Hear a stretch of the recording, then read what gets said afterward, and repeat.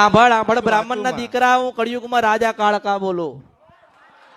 આમાં જો કદાચ તું તને દેખાતું હોય ને તને સંભળાતું હોય અને હું નારાયણ ની સાક્ષી કાળકા બોલતી હોય, અસલ કાળકા, કાળામાંથી કાળી, તો તારા ગામડે જા. ક્યાં જા? ગામડે. જો તે તો આવું કઈક લખાયું નથી ને, અને આમાંથી કોણ છે તને ઓળખામણ કે તારા ગામે કે તારા ઘરે કે તારા મોહલ્લામાં કે તારા ઘરે આવ્યો હોય કોઈ બધી ના. પણ હું કાળકા તારે પહોંચીશું ને ત્યાં ઊભી છો, અને તારા ગામડે જવું ને ઉપર લખ્યું છે દેસાઈ, તારા ગામના દરવાજે હું મેલડી છો. એ ગામના દરવાજામાં ગમે દેસાઈ લખેલું છે, અને ગામમાં દરવાજામાં જવું ને એટલે અડધા જ કિલોમીટર તારું ઘર આવ્યું. અડધા કિલોમીટર તારું ઘર આવ્યું ને બરોબર 10 ઘર મળ્યા. બરાબર ને? હવે તું એક કામ કર. હવે એ ગામ હોય ને, માનો કે તમારો જે વિસ્તાર છે પેલું શું કહેવાય? વાહ કહેવાય. તમે શું કહો એને? શેરી મોહલ્લો કે પછી વાહ કહીએ. બરાબર. હવે તું એક કામ કર, કોક એવું ગોતી લાય, કોઈક એવી જગ્યા ગોતી લાય જ્યાં ખોડિયારમાંનું મંદિર હોય. શું ગોતી લાય? ખોડિયારમાંનું મંદિર. હું તને 2 ગોતવા મોકલું છું કે પેલા તું ખોડિયારમાં ગોતી લાય, અને ખોડિયારમાં મળે ને તો મહાદેવતા બેઠેલો મળશે, હું માતા છું. અને બરોબર ત્યાં તને ખોડિયાલ 2 મળે તો પછી તારા હુરાપુરા ગોતવા જજે. ક્યાં જઈશ? પૂર્વજ કહેવાય ને. પૂર્વજ એટલે હુરાપુરા કહેવાય. એટલે તારા ગામની અંદર તમારા જ કુટુંબ કે ઘરમાં કોઈને પૂછજો કે આપણે માં કઈ થાય. તમારા અસલ દાદાની માતા ખોડિયાલ માતા થાય. કોણ થાય? અને તારા જૂના જમાનાનું ઘર તો ખરી ને? કેટલા વર્ષ જૂનું છે ઘર? આ લગભગ 70 વર્ષ પહેલાનું હશે. 70 વર્ષ પહેલાનું છે ને? અને પાણિયારું જોયું? પાણિયાર્યું. અને પાણિયારું નવું બનાવ્યું. શું કર્યું? એ પાણિયારું નવું બનાવ્યું. હવે કોઈ વડીલ જીવતો હોય કાં તો તારામાં ચેતના હોય ને તને ખબર હોય ને તું કદાચ તે જોયેલું હોય તો નક્કી કર કે પાણિયારી ઉપર કયો ગોખલો હતો. પાણિયારી યાદ નથી. યાદ નથી મને. નથી યાદ? નથી. સારું, હું તને એક સપનું બતાવું. હું તને એક સપનું આલું કે એક કામ કર, આજે નહીં પણ કાલે રાત્રે 2 થી 4 કેટલો? 2 થી 4 ના સમયમાં તને કોક માતા ગામડે લઈ જાય. બરાબર ને?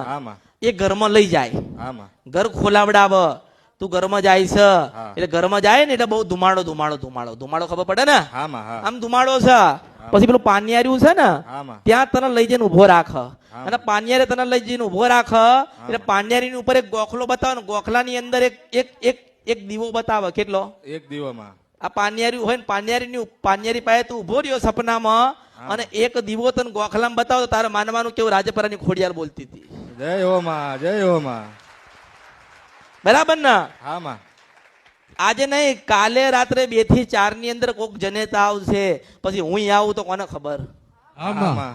અને હું કોઈ જાદુ મંતર નથી કરતી, અને મારામાં જાદુ મંતર આવતું જ નથી, કારણ કે જાદુ મંતર નો જન્મ મેં આલ્યો છે.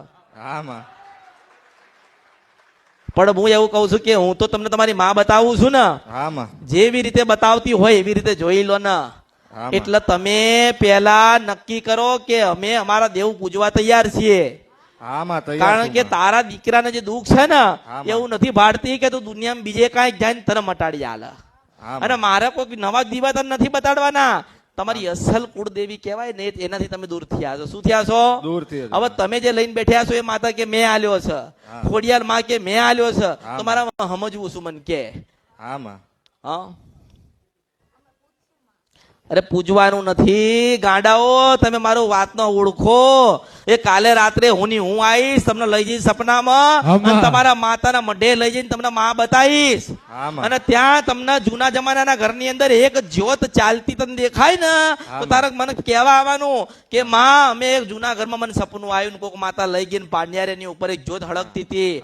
તારે મારે કહેવાનું આવે કે મારી ખોડિયારના નામ છે. અને એ સપનું તને પૂરું થાય ને તારા દાદાને ગોતવા જજે. શું કીધું? તારા દાદાને ગોતવા જજે. તારા જ ગામમાં તારી શેરી કહેવાય ને ત્યાં જ ખોડિયાલમાંનું મંદિર છે ને ખોડિયાલનું મંદિર હોય ને ત્યાં મહાદેવનું શિવલિંગ તને મળશે. જો કેટલું બધું બતાવ્યું. હા માં. હવે મેં તો કહી દીધું ને. હા માં. હેડો મેં કહી દીધું ગઈ નાખ્યું. હવે બને ખરી. બને માં બને. અરે બને. બનાવવાનું છે જ આ કળિયુગમાં એટલે તો બોલું છું. હા માં. બને છે એટલે તો ગઉં છું. હા માં. અને બનાવીશ અને ના બને ને તો મારા અવતારમાં ખોટ પડાવ મેલડી છો. જય હો માં. આ બાળકના મગજની તકલીફ છે, હા માં. પેટની તકલીફ છે, પગની તકલીફ છે, હા માં. જોવાની તકલીફ છે, બધી તકલીફ છે એને જીવનની સાથે જ લઈને આવ્યો છે. કારણ કે દેવ દુઃખ છે ને એટલે. હા માં. પણ તમે ન્યાય કરવા આયા ને હા માં. અને તમે કઈક પૂછવા આયા ને અને તમારો ભાવ હતો ને એટલે કહું છું. હા. પછી તમે ન માતા સપનામાં આવે ને તમને માં કઈક માર્ગ બતાડે ને તમે ન્યાય ના કરો ને તો માં. તમારો ભૂનો ને ભૂલ કહેવાય. મેં તો માં સુધી મોકલ્યા ને હા માં. કે ભાઈ આ માં છે એની કૃપા લઈ લો. તમે ના જઈ શકો ને તો તમારો ગુનો ને ભૂલ કહેવાય. હા માં. હો